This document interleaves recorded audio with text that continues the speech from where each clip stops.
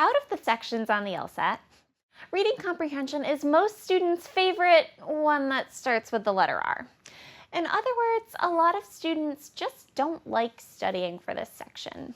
But as with many things in life, what you don't like doing is often the very thing that will help. You really shouldn't neglect reading comprehension as you prepare for the LSAT, and that's for a couple reasons. First, it's the section that historically has had the most questions. There's about 27 questions on reading comprehension, which is one or two more than you find in any individual logical reasoning section. The second reason you shouldn't neglect reading comp is that you can make huge improvements in this section.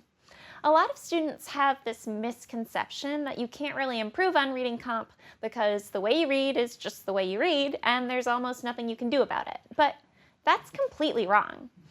Reading in the way the LSAT wants us to is a skill, and like any skill, you can get better at it.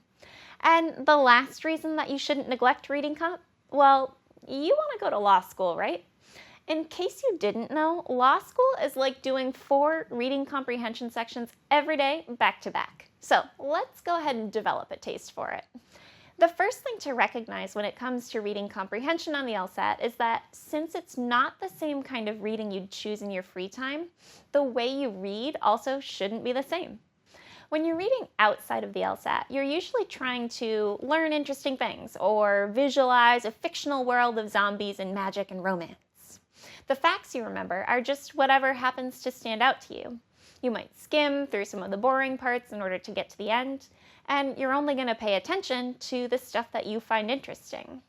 But in reading comp, that kind of reading just won't cut it.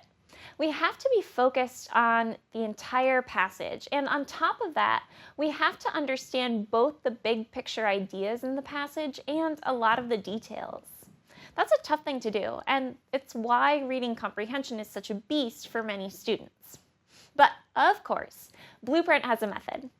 At Blueprint, we focus on 2 big structural elements, points of view and the author's role. Now, to make sure there's no confusion about what we mean by focusing on these structural elements, it doesn't mean that we're going to skim for keywords or use gimmicks like focusing on the first and last sentences of every paragraph. We still have to read every sentence and try to understand everything to the best of our ability. Not every sentence is equally important, and it's impossible to remember everything from a passage. So instead, we should be on the lookout for and pay more attention toward points of view and the author's role. Let's start with points of view. Every passage on the LSAT is going to have a subject, and by that we just mean the topic the passage is about. But more importantly, every passage will develop a point of view about that subject. Either it will develop just one point of view, 2 points of view, or 3 points of view. Blueprint identifies the number of points of view as defining what we'll call the primary structure of the passage. If the passage develops just one point of view, we call that a thesis passage. If the passage develops 2 points of view, then we call that an antithesis passage. And if the passage develops 3 points of view, then we call that a synthesis passage.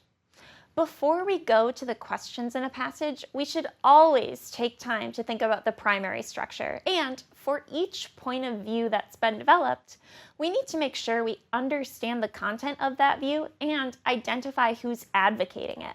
The next important structural element is the author's role. This means that we should determine whether the author is present or absent. Now, every passage has an author because, after all, someone has to have written it.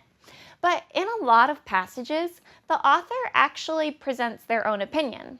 There's at least a part of the passage that is expressing the author's own view about something. So we think of these passages as having an author that is present.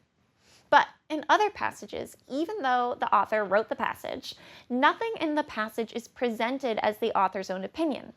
The views are attributed to other people or other groups.